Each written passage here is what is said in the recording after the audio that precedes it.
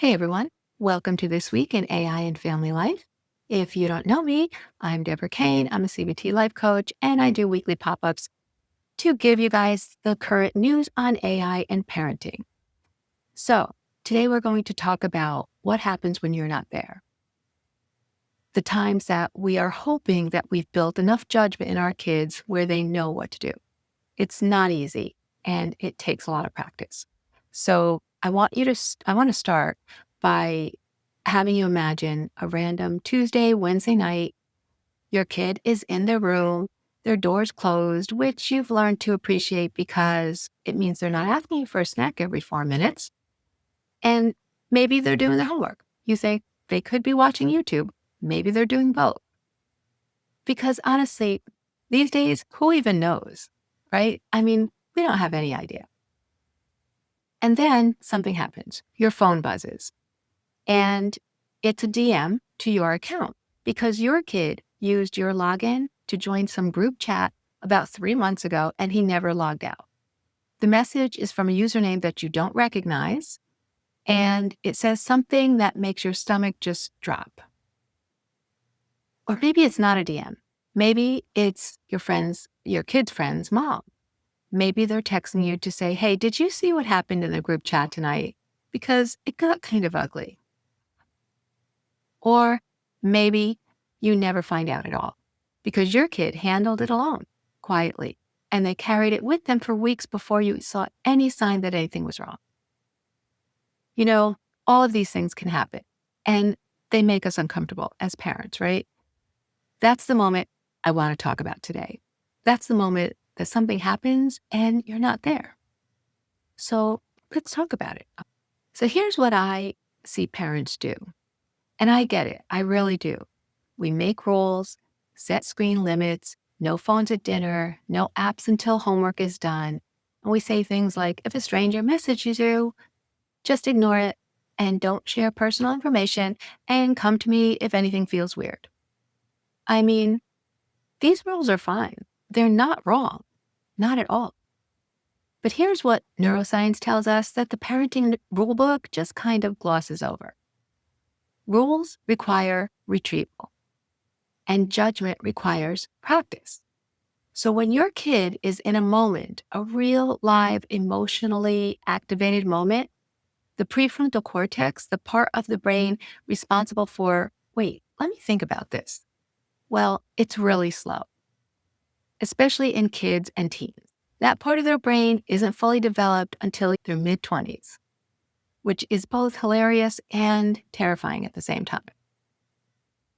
So what fires fast in a moment of pressure or excitement or social anxiety? Well, it's the good old limbic system, the emotional brain, the part that says, respond now and figure it out later.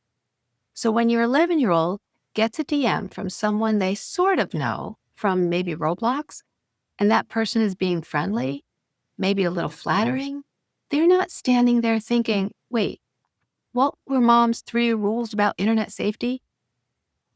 They're not. They're just responding socially, emotionally, because that's what brains do. This is not a failure on your parenting. This is a mismatch between the speed of digital social situation and a brain that is still under construction. The fix is definitely not more rules. The fix is practiced judgment, decision-making that your kid has rehearsed enough times that it runs almost on autopilot. In other words, it's become a habit, my favorite thing. Think of it like muscle memory. A kid who has practiced how to pause, how to question, and protect themselves doesn't need to remember a rule. It's just a reflex. And the good news, you don't need a parenting sabbatical or a curriculum of 3 hours a week to build that reflex. You know what you need?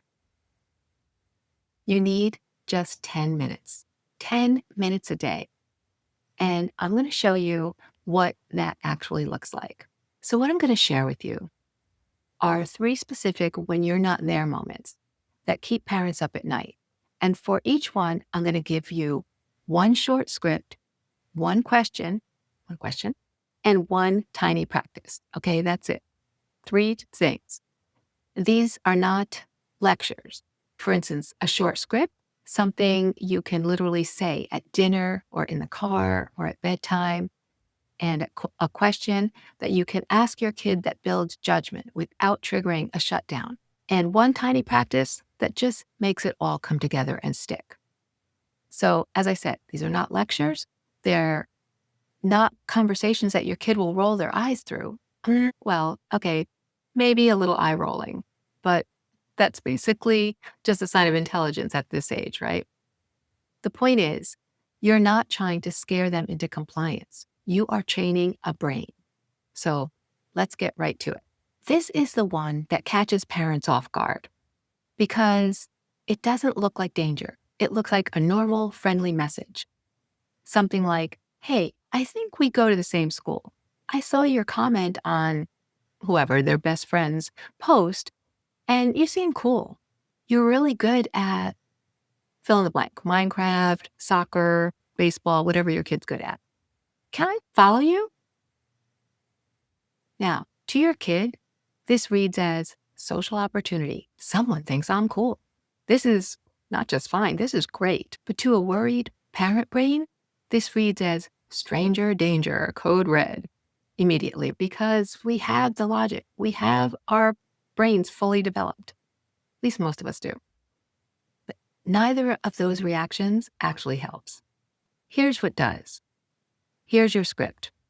Say this once, casually, not as a lecture, okay?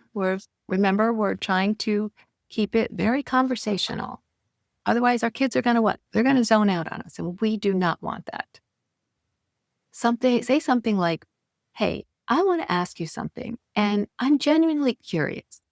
If someone you don't really know messages you and seems really friendly, what's your first instinct? What do you actually do? And put this in words that you know your kid's going to accept. You know your kid. So make this feel right coming out of your mouth and make sure it feels right going into their brain. And then listen to what they say. Don't correct them. This is really important. Whatever they say, this is not the time. You're not correcting them. You're not trying to find out secret information.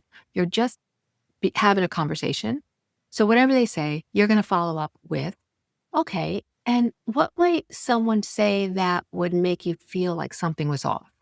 Again, according to what they say, make this sensible, make it logical to play off the last whatever they said. And remember, you're not trying to install a new rule. You're just activating their own awareness. You want them to start thinking about it. Now, your question that you're going to put into regular rotation during the month, you're going to rotate these 3 different questions over and over during a car ride, during dinner, during bedtime, whatever is good for you guys. So here's the question. If someone messaged you today that you didn't really know, what would have to happen for you to show me the conversation? What might that person say that would make you really feel like you had to show it to me or tell me about it? And then you're going to do one other thing, your tiny practice. Once a month, this is not an everyday thing. Once a month, you're going to just scroll through your kid's inbox together, not secretively. You're going to do this together, not to inspect it and not to interrogate. Don't ask any questions. So you're just going to say, show me anything weird or confusing from this month, and let's look at it together. What you're doing is teaching them that you're safe to bring things to, okay? That is worth more than any filter or parental control on the market. And by the way, here's a little science fact for you. Research on online grooming shows that the most common first step isn't creepiness. Most parents think there's a little creepiness first that happens when, you know what grooming is, right? When a predator is trying to get your kid to like them. And most parents think there's a little creepiness first. That's got to be there. It's not. It's excessive flattery and compliments. Kids who've been taught, though, to notice when something feels too friendly too fast are significantly better at flagging and disengaging. The instinct to be polite is a great instinct to have in real life. But online, we've got to be more vigilant. It's just a whole different world. So this skill to override it when something feels off, that's what we're building, okay? That's what we want to stress. So let's talk a little bit about group chats. Group chats are where a lot of the most painful stuff happens because it's not a stranger, it's their people. I mean, think about it. If a stranger bumped into you and said, "You're such a klutz," you wouldn't care because it's a stranger. It has no effect on you. But if it was a friend that said something to you like, "Oh, you're always so clumsy," that would kind of hurt your feelings, right? It's the same way in a group chat, only more so. A joke that goes too far, someone getting left out on purpose, a screenshot that gets shared that wasn't supposed to, or maybe the slow, organized exclusion of one kid while the rest stay quiet because nobody wants to be the next target. The reason this is hard to parent is that your kid is usually in one of three positions. They're either the target, the bystander, or, this one stings, the participant. So today I want to talk about the bystander situation because most kids are not cruel, but most kids also won't step in when something's happening in a group chat because the social risk of being the one who says, "Hey, that's not okay," feels just enormous to a 12-year-old, and it should. It's not the same as face-to-face confrontations. It can go really mean really quick on social. So social rejection activates the same neural pathways as physical pain. Did you know that? Literally. An MRI study at UCLA showed this. So when we tell kids to just speak up for your friend or yourself, we're asking them to walk towards something their brain registers as danger. We need to give them a different move because that doesn't work. So here's your script. Something like this. I always like to say something like this. I don't want you to take it word for word. It has to feel right coming out of your mouth. You know how sometimes in group chats things get weird? Like people start piling on someone or it gets really mean? Well, I'm not asking if that happens in your chat. I'm asking, what would you do if it did? What's your move? And again, let them answer. Then say, what if just one person could change the whole temperature in that group? Make it less mean just by saying one thing. What might that be? Can you think of something that would change the whole vibe of the chat?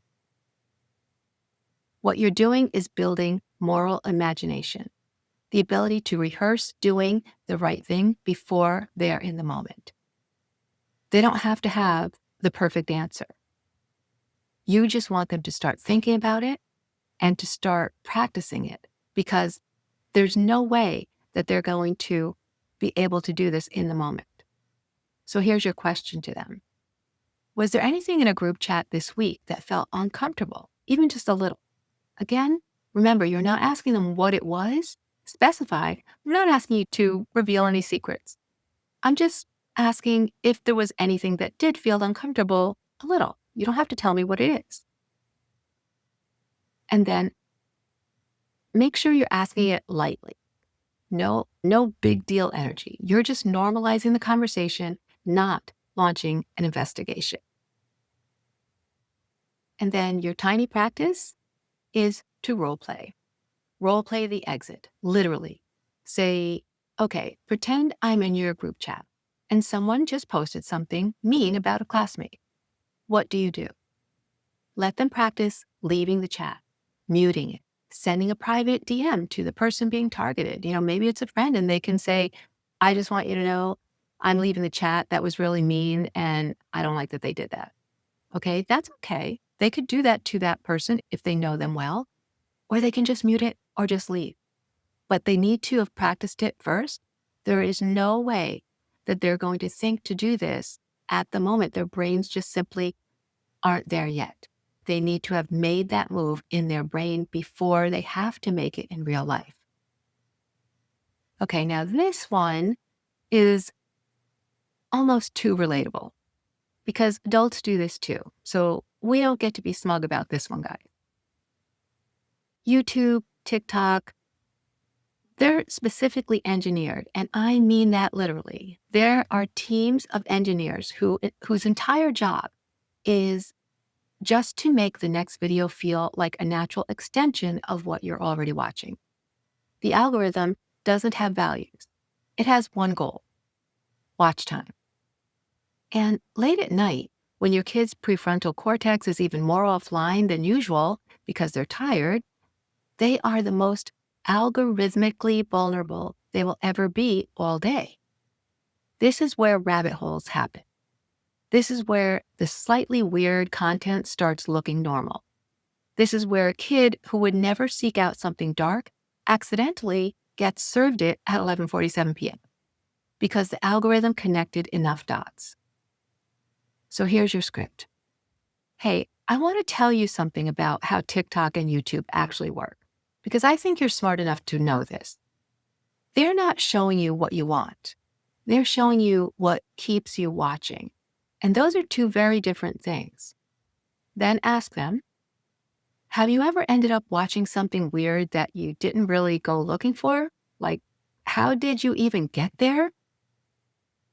This conversation is gold, because when kids understand the mechanism, they feel less like victims of their own impulse and more like someone who got outsmarted by a very sophisticated machine, which is actually true.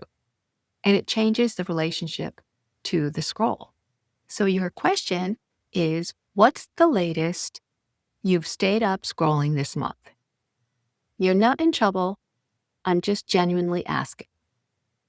I'm going to pause here because you need to prepare yourself. Know your own reaction, okay? Because you might be expecting your kid to say, I don't know, depending on their age, maybe you're expecting them to say, well, 11:30, maybe 1 o'clock. I don't know what you're expecting.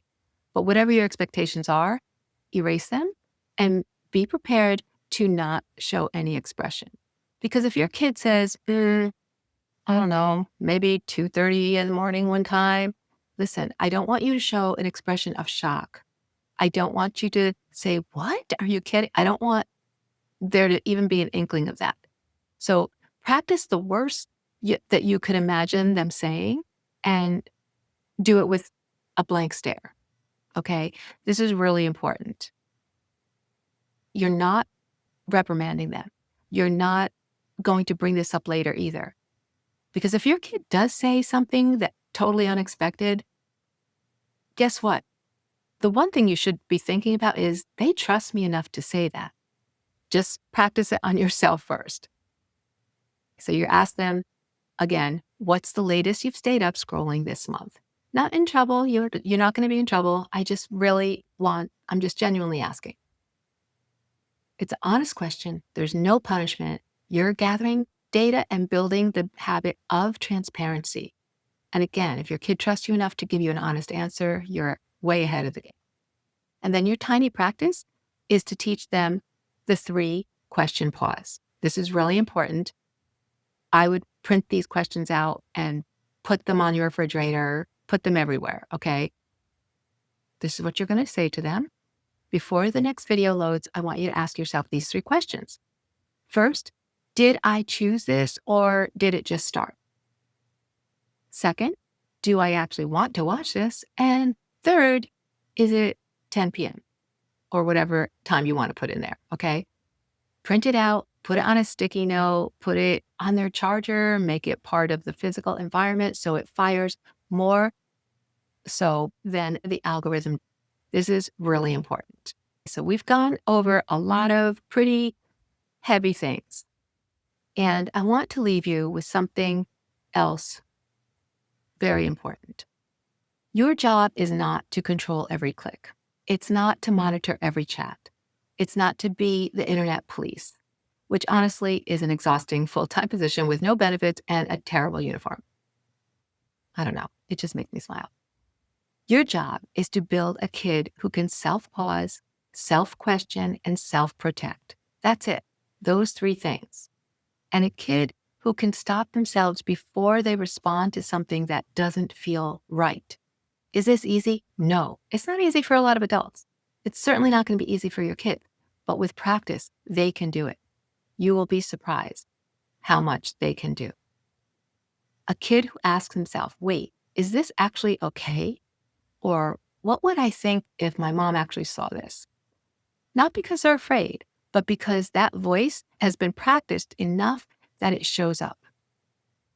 A kid who knows how to protect themselves, not by following a rule book, but because they've rehearsed enough that the moves are already there. Again, it's just become a habit.